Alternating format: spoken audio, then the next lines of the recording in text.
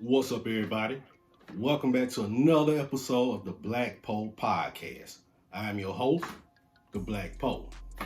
Now, before we get started, I want to tell you thank you to everybody who gave me a happy birthday shout out.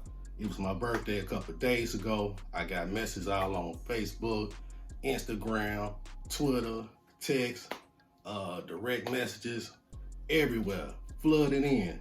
Thank you for so much love. I really appreciate it. And I also want to thank y'all for the love on the Black P.O.E. I saw my sales go up on the book, The Black P.O.E, on my birthday.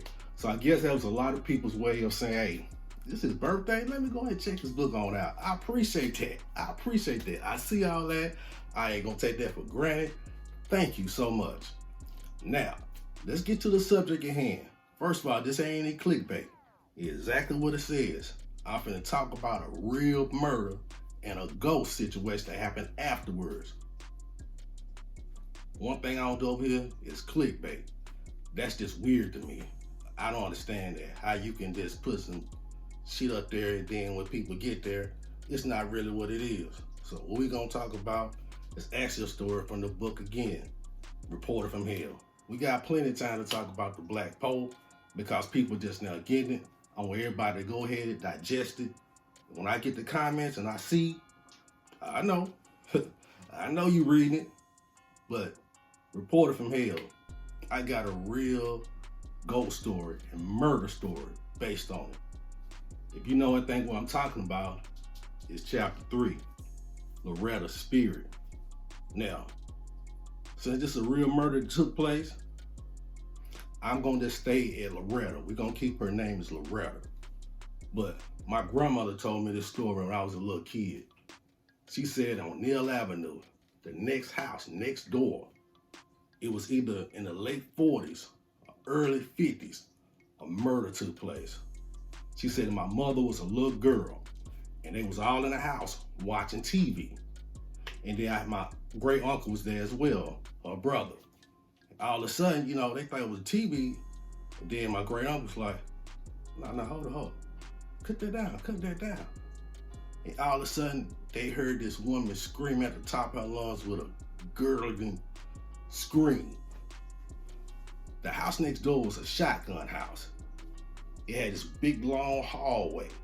And on this long hallway, it was different rooms in there. For the longest, it was these two older ladies who lived in the house. When they moved out, the house had a high turnover rate. It was rental properties.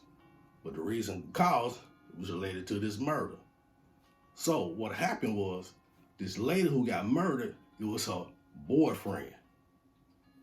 In the book, we called him Carlos.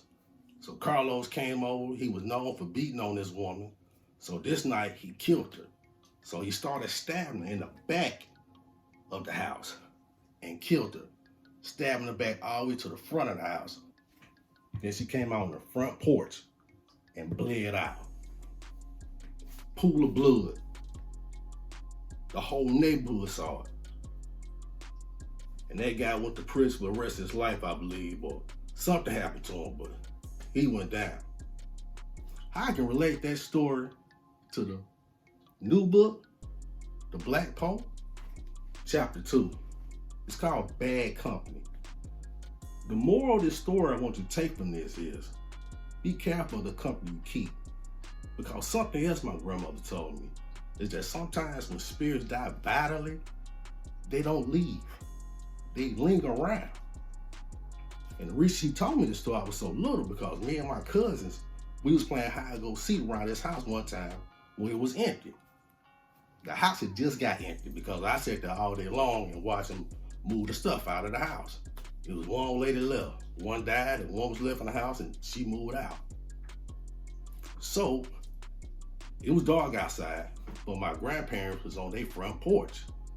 And like I said, it was next door. So we next door playing and everything. And I'm by one of those windows. And I can hear something in the house. It sounds like somebody in there. Okay, first of all, I know, so you tripping. It was an older house. They make noise. Okay, I give you that.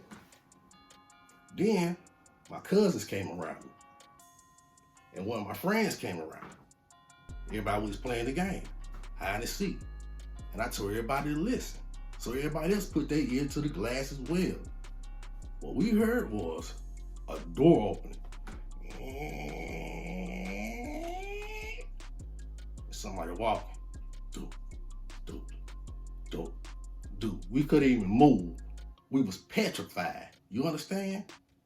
I think we was about 7, 8 years old. Petrified. Then all of a sudden, my grandmother, she hollered out, "What y'all over there doing? Get over here." So we went over there, and she told us the story about the lady who got killed in that house. And the story is, this is a real house right now on Neal Avenue. The story is, everybody who lived in that house, in the very back, where that lady started to get stabbed at, it was cold back there. Always cold. Like when I had friends that lived over there, I would go there, it was always cold on that back porch.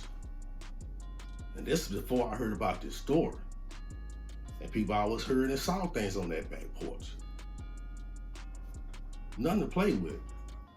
So a real murder and a real ghost story that took place after that. But the story I want you to learn and the lesson I want you to take from it is, be careful the company you keep. Because right now these days, I had a great birthday. My baby girl took me on an ice cream date. I feel so special. You understand? And I think about her. And I'm like, I can't be overprotective on her. You understand what I'm saying? As she gets older.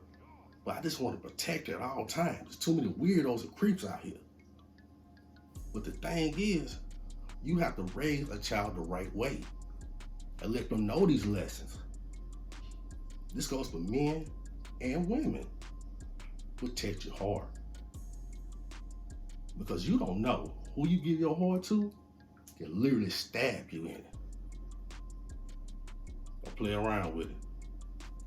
This has been another story from the Black P.O.E. Thank you for tuning in. God bless. One team.